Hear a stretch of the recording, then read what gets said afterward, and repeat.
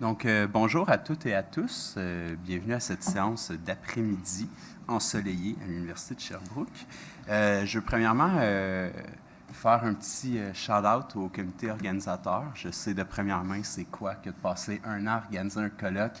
stresser sa vie la journée même en espérant que tout fonctionne. Donc, ça va bien à date. Félicitations à vous autres. Donc, la séance 2 se nomme « Mémoire et transmission du savoir ». Qui sont vraiment des sujets très pertinents dans notre discipline. Donc, je vais vous présenter notre premier intervenant, Samuel Heim,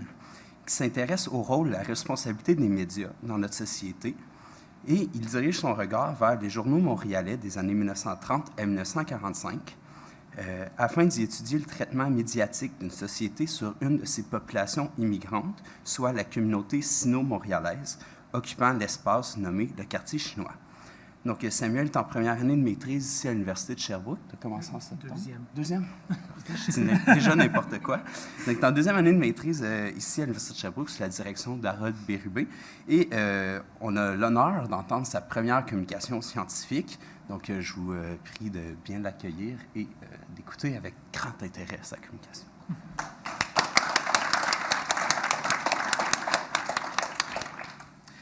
Eh bien, bonjour tout le monde. À une époque où ce qu'on entend de plus en plus parler de fake news, de faits alternatifs, de xénophobie dans les médias, alors même qu'il y a une multiplication des médias en ligne et des médias sociaux qui permettent à peu près n'importe qui de faire passer leur information, de donner leur opinion et de la faire entendre par une grande partie des personnes, il commence à devenir important de s'intéresser aux médiums de transmission d'informations que sont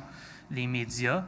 tout en s'intéressant aussi à la représentation que les informations, les opinions ou les faits qu'ils véhiculent vont amener dans la population, ne serait-ce que, par exemple, plus récemment, les populations musulmanes ou immigrantes, comment on les traite, comment on les représente et comment cela peut affecter la communauté et qu'est-ce qu'ils vont entendre. Pour ce faire,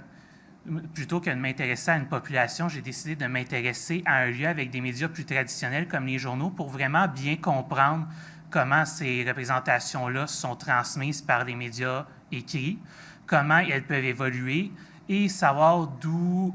avoir un phénomène qui est très proche, en fait, de ce qu'on voit de nos jours avec d'autres populations, que ce soit immigrantes, qu'on considère étrangères ou qui sont présentes au Québec ou ailleurs dans le monde. Pour ce faire, j'ai décidé de me baser sur le quartier chinois de Montréal pour savoir vraiment quelles sont les représentations qui sont transmises sur le quartier chinois et cela dans les journaux montréalais de 1930 à 1945, ce qui correspond à une période qui suit un développement et une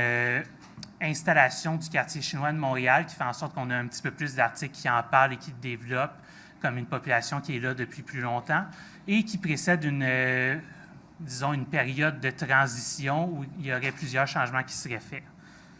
Pour ce faire, on va aborder 3 des sujets qui sont principalement touchés dans les journaux, qui sont la criminalité, les conflits internes au quartier, le fait que c'est un espace de mixité, de barrières et d'étrangers, en essayant de démontrer que cela représente un quartier qui est un lieu interlope, donc criminel, corrompu, étranger, alors même qu'une certaine mixité culturelle, religieuse et sociale est admise par certains journalistes. On voit que cela représenterait une facette à la fois négative, d'ailleurs, sur les termes, malheureusement, la majorité des journaux parlent de manière négative du quartier avec des faits qui sont plus faciles à reporter et qui sont plus extrêmes avec des crimes, des arrestations de police, des conflits armés. Mais il y a tout de même aussi une certaine représentation de mixité, d'échange, de rapprochement entre les deux populations, etc. Pour commencer, d'ailleurs, on va rentrer dans le vif du sujet avec la criminalité. Il faut savoir que c'est sûrement le sujet qui a été le plus vu par les journaux, que ce soit les journaux qu'on va souvent le plus parler ici, de Gazette, la Presse, Le Devoir, mais aussi d'autres journaux comme La Patrie, etc., qui vont en parler largement. Par exemple, dès 1934, on a déjà la Gazette et la Presse qui vont parler de grands raids policiers. D'ailleurs, souvent, ces annonces-là vont passer par les actions des policiers qui sont démontrés comme des sauveurs, qui vont arrêter les crimes, qui vont réduire la corruption, qui vont empêcher cette corruption-là d'être étendue ailleurs, qui vont faire plusieurs arrestations dans le quartier, où est-ce que, comme on peut le voir, je ne sais pas si on le voit très bien pour vous dans le premier article, mais où est-ce qu'on parle de toutes les laveries qui auraient été explorées, les clubs, les restaurants du quartier qui auraient été fouillés de fond en comble, comme si chaque commerce qu'il y avait pouvait être une facette qui pouvait cacher un réseau criminel ou des activités illicites derrière elle. On parle notamment d'arrestations qui incluent des perquisitions d'opium, une distillerie clandestine et des possessions d'armes qui est jugée par un des juges qui est cité dans les articles comme étant extraordinaire pour la communauté sino-montréalaise, qui est plutôt liée à, disons-le, l'opium et les maisons de jeu communément. Alors que là, on parle d'armes et de matières violentes, ce qui montre en fait qu'il y a une certaine évolution dans la manière dans qu'est-ce qu'on lit avec eux, mais aussi une certaine perception plus ancienne du fait que l'opium et les jeux sont déjà liés au quartier précédemment et sont très liés à la représentation et sont très forts dans celle-ci. On va aussi voir que cela va être lié au quartier et à la population, étant donné qu'on va plutôt utiliser des termes généraux. On ne va pas parler nécessairement de criminels ou de personnes faisant des activités illicites qui sont arrêtées. On va vraiment parler de Chinois, de Célestes et autres termes plus généraux, comme s'il n'y avait pas vraiment de différence entre un habitant du quartier et son voisin qui pourrait avoir une activité illicite ou qui serait arrêté. On ne fait pas vraiment d'efforts réels pour séparer les deux, ce qui fait en sorte que dans la représentation, les deux sont liés. Et tout comme on parle souvent des populations immigrantes, on leur rajoute des traits, des faits ou des caractéristiques. On les lie indirectement à tous les représentants sans vraiment faire de réel effort pour faire des différences sur le sujet. Dans d'autres articles, en 1935, on va délaisser vraiment le côté armes pour plutôt se concentrer sur le côté de l'opium, qui est une drogue qui est vraiment liée à la communauté sino-montréalaise, mais même à la Chine en général. Où est-ce qu'on va démontrer plutôt que, grâce à la surveillance et à la vigilance des policiers qui surveillent et empêchent les sino-montréalais de retourner dans leur vice quotidien, on a une quasi-disparition du commerce de l'opium supposé, mais que c'est entièrement grâce aux policiers. Comme si la population avait vraiment besoin d'avoir la surveillance d'une force supérieure pour ne pas aller dans ce qui est considéré comme moins moral, moins bien vu par la société et totalement illégal, alors que cela serait lié à leur culture et au lieu en tant que tel. En contrepartie, dans la même année, on a plutôt le devoir qui, lui, va s'intéresser au problème des maisons de jeu. Les maisons de jeu étant illégales à l'époque et souvent cachées, mais on les voit souvent apparaître dans les journaux alors qu'ils sont supposés être cachés, mais en même temps, on en discute de manière assez quotidienne. On voit leur présence, elles sont nommées, mais on en parle surtout quand que les policiers font des arrestations. D'ailleurs, cet article-là, qui paraît en 1935, surnommé « Les loteries chinoises », va vraiment s'attarder sur le fait que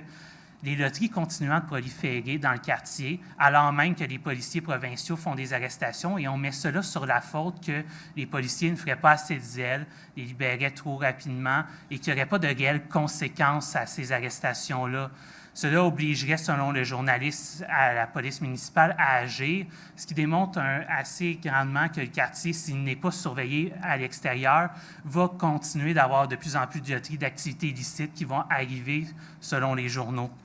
D'ailleurs, ce renforcement-là des gains policiers va se manifester dans les articles dès 1936, où est-ce qu'on va avoir un petit peu des articles plus fantasques de poursuites policières, où est-ce qu'au départ, des policiers seraient arrivés avec des mandats d'arrestation simplement à un établissement du quartier pour finalement tomber sur des sino-montréalais qui s'enfuiraient dans des tunnels, qui se feraient un véritable labyrinthe. La patrie va même jusqu'à dire que dans ce labyrinthe-là, il y aurait 2 policiers qui seraient perdus pendant 2 heures entières, alors que des coffres, 7 coffres pour être plus exact, auraient été remplis de guichets et autres. On va se le dire tout de suite, la presse et la Gazette sont beaucoup plus posées sur ces faits-là, parlant tout simplement de sino-montréalais qui s'enfuient devant la police et de la découverte dans des labyrinthes tout de même qui lient jusqu'à une dizaine de maisons du quartier chinois, ce qui pour un seul quartier est quand même beaucoup. va faire la découverte de plusieurs objets volés, de salles où est-ce qu'il y aurait des fumeries d'opium, de salles de jeux clandestines, le tout caché, rajoutant une représentation d'un endroit mystérieux, illicite, où des activités se font en dessous de ce qu'on pourrait voir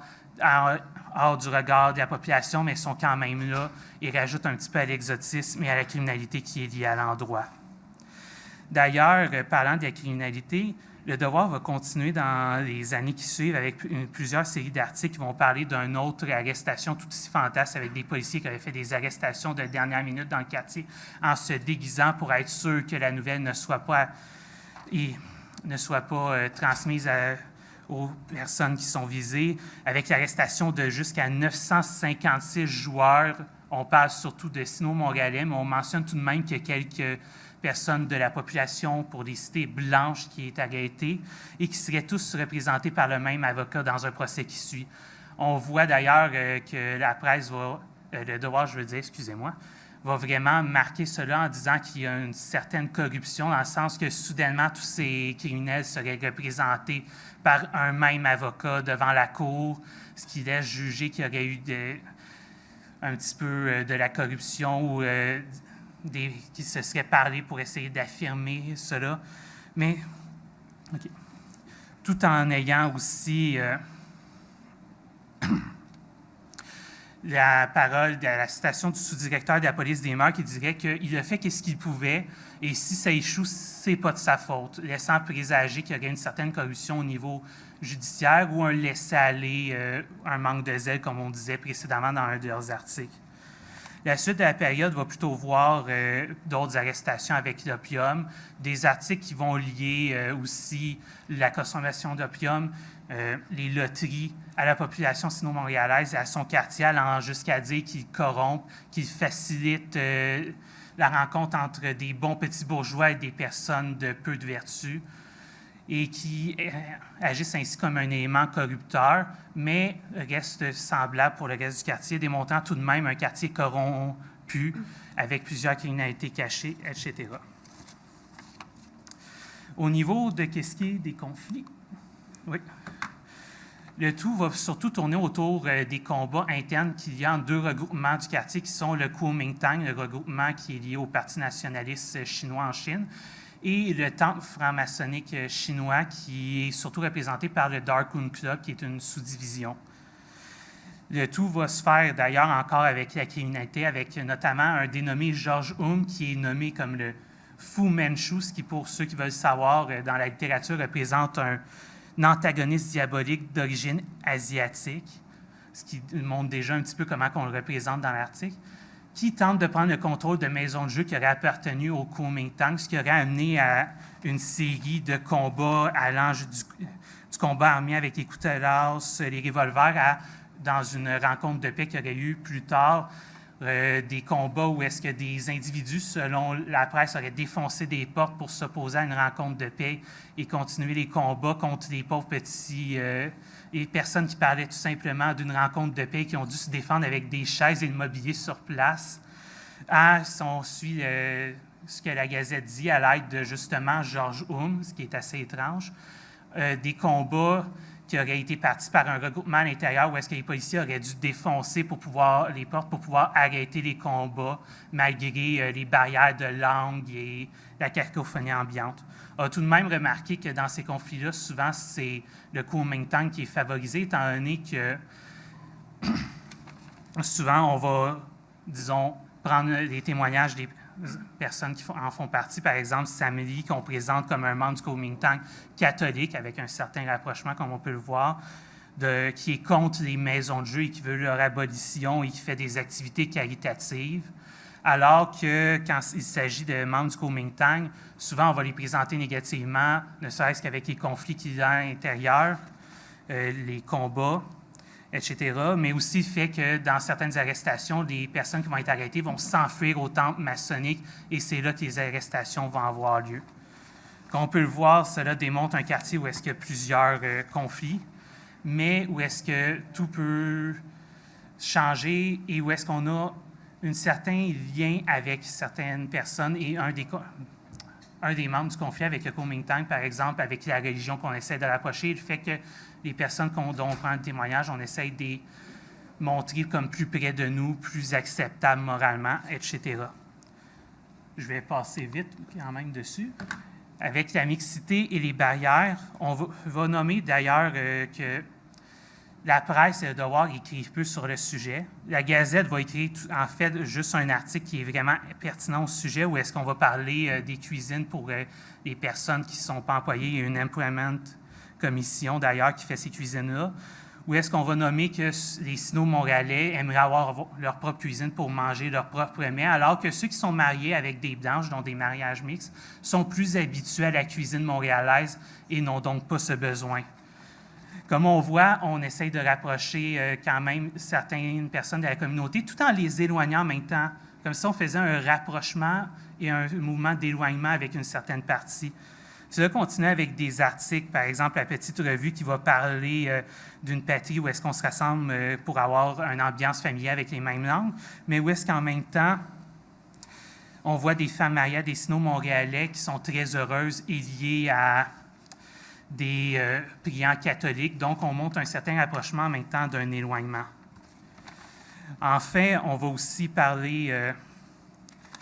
plus couramment de certaines aventures dans la patrie où est-ce qu'on va montrer un quartier qui est sale, corrompu et corrompant, et autres où est-ce que même le guide va être un dompteur de faux voyageurs espions contre le Japon, mais qui va tout de même avoir des salles secrètes, des salles où est-ce qu'on fume de l'opium, de jeux, des musiques désagréables à l'oreille orientale, etc. Le tout va finir avec des séries d'articles dès 1943 et 1945 qui vont insister sur la part catholique et l'importance de les convertir, mais aussi sur leur participation aux fêtes de la victoire de la Seconde Guerre mondiale, où est-ce qu'un regroupement considéré comme étranger va fêter et se mélanger à la population avec des festivités qui se trouvent dans le quartier chinois. Pour terminer avec tout ça, j'espère avoir pu vous démontrer quand même un quartier qui est représenté par des journaux comme à la fois un endroit de corruption, de crime, disons-le, de jeu, mais aussi un endroit où est-ce qu'on essaye de faire des rapprochements, ne serait-ce que par la religion, la participation à certaines fêtes et autres. Je sais que c'est un sujet complexe où est-ce que, comme on me fait savoir à côté, j'ai eu très peu de temps pour tout vous décrire, mais j'espère avoir pu au moins vous en avoir parlé un petit peu plus et serai ouvert à avoir plus de questions pour essayer de vous détailler un sujet qui est beaucoup trop complexe pour être réduit en seulement 15 à 20 minutes. Merci beaucoup. Yes.